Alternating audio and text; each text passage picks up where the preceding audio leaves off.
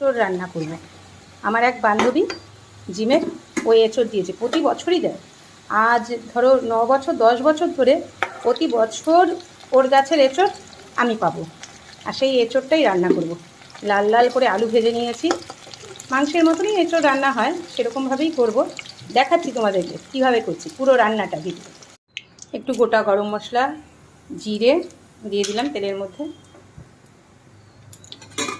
এটা একটু ভাজা হয়ে গেলেই, একটু ভাজা বলতে একটু লাল লাল হয়ে গেলেই পেঁয়াজটা দেব। হয়ে গেছে লাল, এবার পেঁয়াজটা দিয়ে দিচ্ছি।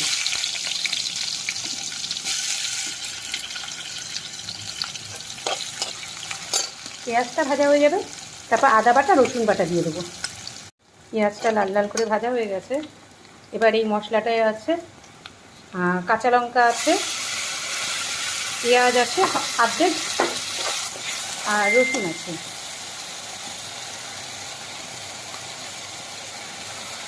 মোটামুটি একটু মশলাটা ভাজা ভাজা হয়ে গেছে।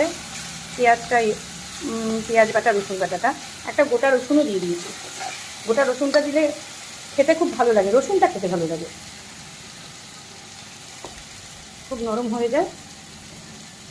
তো হলুদ দিয়ে দিচ্ছি, হলুদটা আন্দাজ মতো যে যেরকম খাবে, সব কিছুই দিয়ে যেরকম খাবে সেরকম আন্দাজ মতোই দেবে।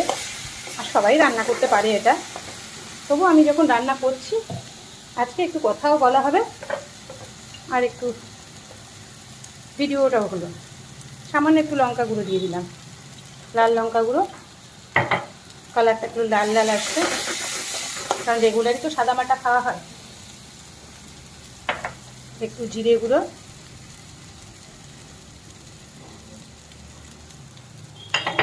আর একটা জিনিস দেব, ওটা একটু পরে দেবো, স্বাদটা ওটাতেই চলে আসবে।